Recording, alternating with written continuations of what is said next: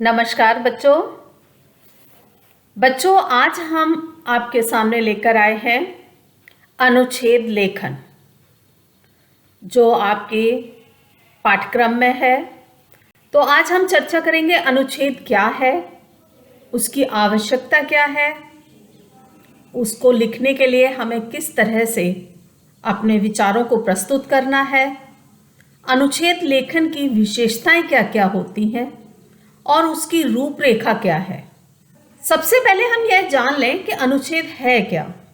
हम अपने मन के भावों और विचारों को अनेक प्रकार से प्रकट कर सकते हैं। जैसे कभी कभी हम अपनी अभिव्यक्तियां, अपने विचारों को बहुत ही विस्तृत रूप से प्रकट करते हैं और कभी कभी संक्षेप में। कभी कभी कुछ ऐसे भी विचार होते हैं कि हमने उन्हें केवल हाँ, हूँ, ना, नहीं या सिर हिलाकर अथवा हाथ के इशारों से या किसी संकेत रूप में भी हम प्रकट करते हैं। किसी विषय विशेष से संबंधित भावों, विचारों को सीमित शब्दों में लिखते हुए एक अनुच्छेद में लिखना अनुच्छेद लेखन कहलाता है। अनुच्छेद लेखन भी एक कला है, जिसके अंतर्गत हम अनावश्यक विस्तार नहीं देते।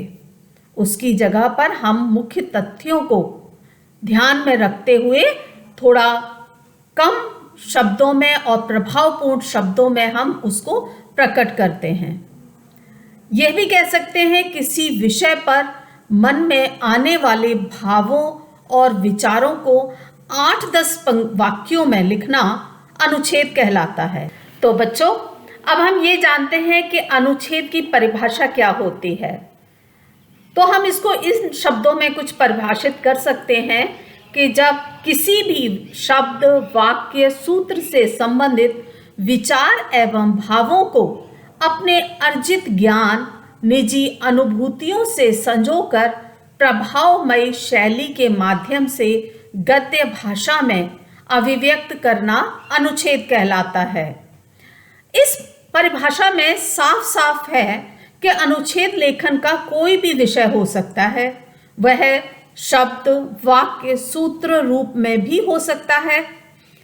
उसका विस्तार स्वतंत्र रूप में प्रभावमयी शैली में होना चाहिए।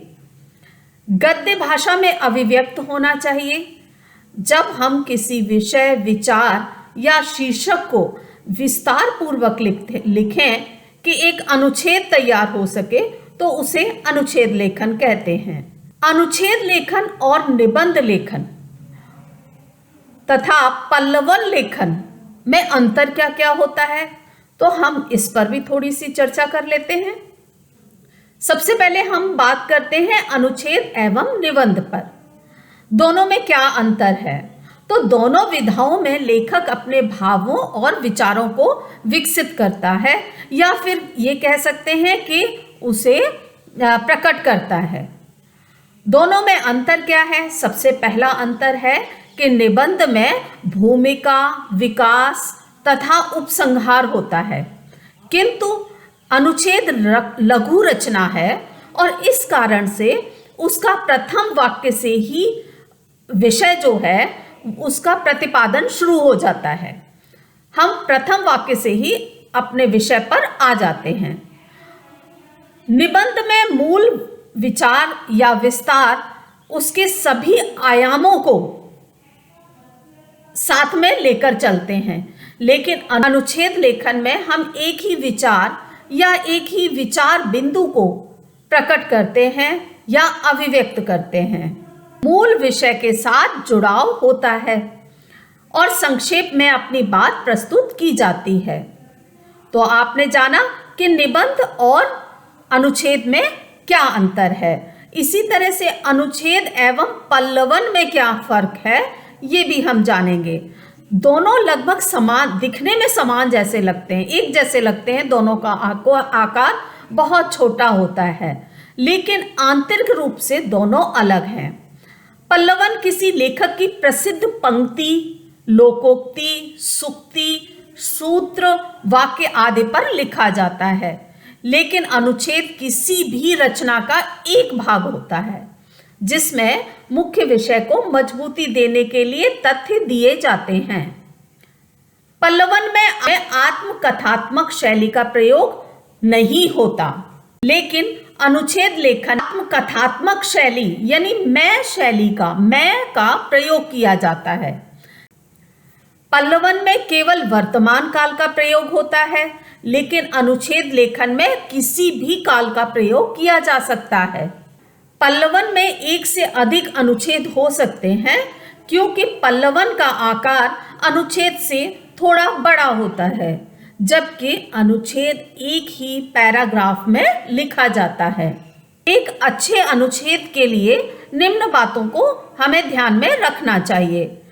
सबसे पहले चुने हुए विषय पर थोड़ा सा चिंतन मनन आवश्यक है, ताकि मूल भाव भली भांति स्पष्ट हो जाए। अनुच्छेद लिखते समय क्रमबद्धता बनी रहनी चाहिए। अनुच्छेद लिखते समय पुनरावृत्ति दोष से बचना चाहिए, यानी हर बात को हम बार बार न लिखें। अनुच्छेद में अप्रासंगिक या अनावश्यक बातों का उल्लेख नहीं करना चाहिए, क्योंकि वह पहले से ही छोटा रूप होता है और उसमें मुख्य तथ्यों के विषय में ही चर्चा होनी चाहिए। सामासिकता यानी सीमित शब्दों में यथासंभव पूरी बात कहने का प्रयास रहता है। यह गागर में सागर भरने के समान होता है। अनुच्छेद में अनावश्यक बातें न करके केवल विषय से संबंधित विवेचन ही करना चाहिए। विषय अनुकूल भाषा शैली। अनुच्छेद की भाषा शैली विषय के अनुसार ही होनी चाहिए। प्रायः अनुच्छेद शाश्वत महत्व के विषय पर लिखे जाते हैं, अतः उसकी भाषा भी विषय के अनुरूप ही गंभीर और परिमार्जित होनी चाहिए। अप्रचलित शब्द प्रयोग से बचना चाहिए। भाषा यथासंभव सरल सुबोध हो। आवश्यकता अनुसार उसके अंतर्गत मुहावरे और लोकोक्तियों का प्रयोग किया जाना चाहिए। भाषा गद्यात्मक हो। अगला हमें जो ध्यान रखना चाहिए वो ये है कि अनुच्छेद लिखते समय सीमित और संतुलित आकार होना चाहिए। अनुच्छेद लेखन के समय पहले अनुच्छेद का एक प्रारूप तैयार कर लेना चाहिए। अनुच्छेद लिखते समय आप स्वतंत्र लेखन कला का प्रयोग कर सकते हैं। प्रत्येक अनुच्छेद अपने आप में स्वतंत्र होता है। कुछ अर्थों में समानता रखते हुए भी वह निबंध और पल्लवन से भिन्न होता है। विषय के अनुरूप ही शैली का चयन करना चाहिए। अनुच्छेद के अंत में निष्कर्ष समझ में आ जाना चाहिए, यानी विषय समझ में आ जाना चाहिए। अनुच्छेद लेखन में मुख्य विचार अंत में अवश्य लिखा जाना चाहिए। आजकल परीक्षा में अनुच्छेद लेखन के लिए शीर्षक और उससे संबंधित संकेत बिंदु दिए जाते हैं। इन संकेत बिंदुओं को ध्यान में रखकर अनुच्छेद लेखन करना चाहिए। इन संकेत बिंदुओं को अनदेखा करके अनुच्छेद लेखन करना आपके हित में नहीं है। इससे अंक पर प्रभाव पड़ सकता है। तो बच्चों, आपने देखा कि अनुच्छेद लिखते समय हमें किन किन बातों का ध्यान रखना चाहिए। अनुच्छेद के कुछ अनुच्छेदों के उदाहरण मैं आपके सामने प्रस्तुत कर रही हूं। आप इन्हें धैर्यपूर्वक पढ़िए और समझिए।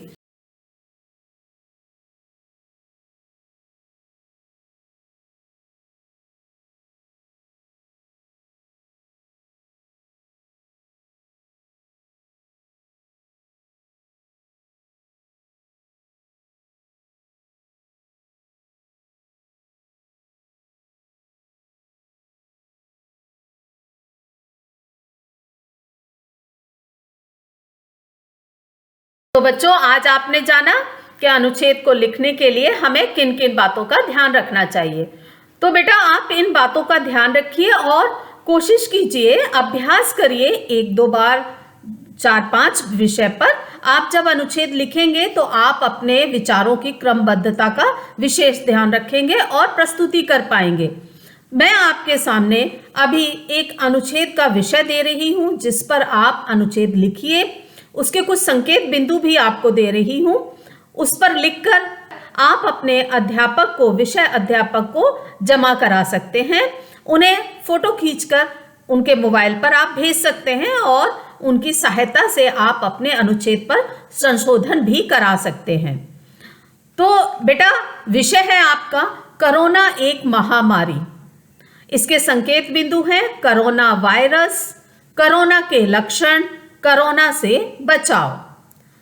तो बच्चों, आज आपने अनुच्छेद लेखन सीखा।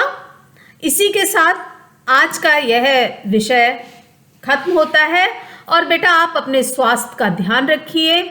कोरोना के समय पे घर में रहिए, स्वस्थ रहिए, स्वच्छ रहिए। धन्यवाद। नमस्कार।